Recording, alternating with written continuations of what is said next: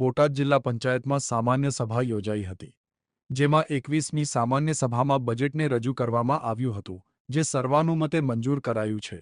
બોટાદ જિલ્લા પંચાયતમાં પ્રમુખના અધ્યક્ષ સ્થાનેથી 446 કરોડનો વિકાસલક્ષી બજેટને લીલી ઝંડી આપવામાં આવી છે.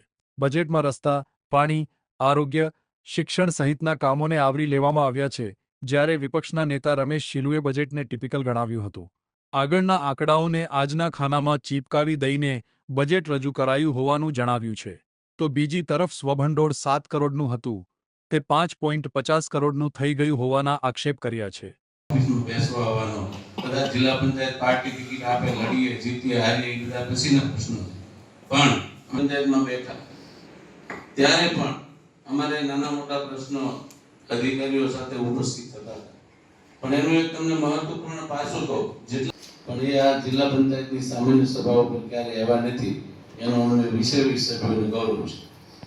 એની સાથે સાથે તમે 21મી સામાન્ય સભાના અધ્યક્ષ બેન શ્રી જેઠીબેન, ઉપપ્રમુખ શ્રી કનુભાઈ, પૂર્વ પ્રમુખ શ્રી ઘનશ્યામભાઈ વિરાણી, આ સંસ્થાના વડા સાહેબ 30 વર્ષનો 95માં સત્તા ઉપર જોઈન્ટ થયો હતો ડેપ્યુટી સરપંચ તરીકે.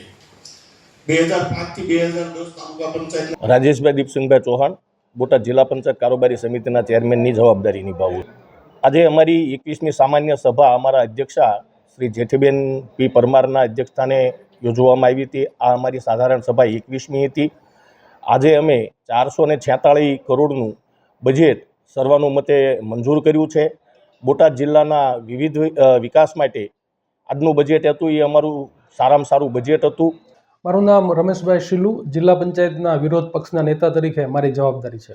ખાસ કરીને બજેટ જે આજે રજૂ કરવામાં આવ્યું એ ટિપિકલ જે રીતે આગળના આંકડાઓ હોય એ આજ ખાનામાં ચિપકાઈ દેવામાં આવ્યો હોય એ રીતનું બજેટ બનાવવામાં આવ્યું છે.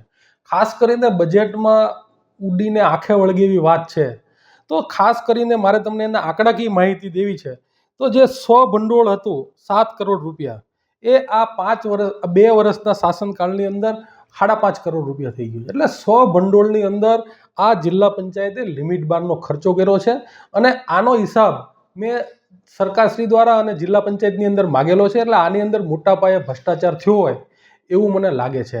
આ ઉપરાંત ખાસ કરીને મારે કહેવું છે કે જે આની અંદર જે ચૂકવવામાં જે આખું બજેટ બનાવવામાં આવ્યું છે એમાં આયુર્વેદિક ક્ષેત્રે, કુટુંબ કલ્યાણ ક્ષેત્રે, મહિલા અને બાળ વિકાસ અને ખેતીવાડી ક્ષેત્રની અંદર આમને સ્વભંડોળમાંથી 1 પણ રૂપિયો ફાળવવામાં આવ્યો નથી. એટલે કે જે પાયાની વસ્તુ જે મહત્વનું છે એ બીજા ખર્ચાઓ કરોડો રૂપિયાની અંદર આની અંદર કરેલા, પણ જે લોકોની જરૂરિયાત છે, લોકોને તાત્કાલિક જરૂરિયાત પડે એવું કોઈ પણ બજેટની અંદર ફાળવવામાં આવ્યું નથી. આ ઉપરાંત ગયા વખતે મેં જિલ્લા પંચાયતની અંદર એક પ્રશ્ન પૂછ્યો હતો અને ખાસ કરીને મેં એવું કીધું કે જિલ્લા પંચાયતની અંદર મોટા પાયે ભ્રષ્ટાચાર થાય છે. તો એની માહિતી પણ મેં જિલ્લા પંચાયત પાસેથી માગી હતી. આ એનું પ્રૂફ છે. તો મેં રિયાલિટી ચેક કર્યું તો એક ગામની અંદર નાની વાવડીથી મોટી વાવડીની વચ્ચે એક રસ્તો છે, ત્યાં જંગલ કટિંગનું કામ થયેલું છે, એના પેમેન્ટ પણ ચૂકવી દેવામાં આવ્યું છે. તો ત્યાં જઈને હું તમને વિઝ્યુઅલ પણ હું આપને આપીશ. તો ત્યાં જઈને મેં તપાસ કરી તો 1 પણ રૂપિયાનું જંગલ કટિંગનું કામ થયું નથી. ફક્ત ને ફક્ત 1 રોડનું મેં આ ચેકિંગ કર્યું છે. તો આવડો મોટો ભ્રષ્ટાચાર સામે આવ્યો છે. તો આ બધી જ માહિતી લઈ અને હું ગામડે ગામડે જવાનો છું. અને આજે મેં સામાન્ય સભામાં પણ દરેક અધિકારીઓને કીધું છે કે માટીકામ અને જંગલ કટિંગના કામ જેનું પેમેન્ટ કરી દેવામાં આવ્યું છે તાત્કાલિક પૂર્ણ કરો, અથવા તો મારી નજરમાં આવશે તો તમારી સામે કાયદેસરની કાર્યવાહી કરવામાં આવશે. આમ ભારતીય જનતા પાર્ટી છેલ્લા 5 વર્ષની અંદર મોટા પાયે ભ્રષ્ટાચાર આ જિલ્લા પંચાયતની અંદર કરેલ છે અને એમના સભ્યો પણ ખૂબ જ મોટા પાયે નારાજ છે. એમના જે આરોગ્ય સમિતિના ચેરમેન છે એ 2 વખતથી આ જિલ્લા પંચાયતની મિટિંગમાં આવતા જ નથી. તો એની અંદર પણ મોટો અસંતોષ છે.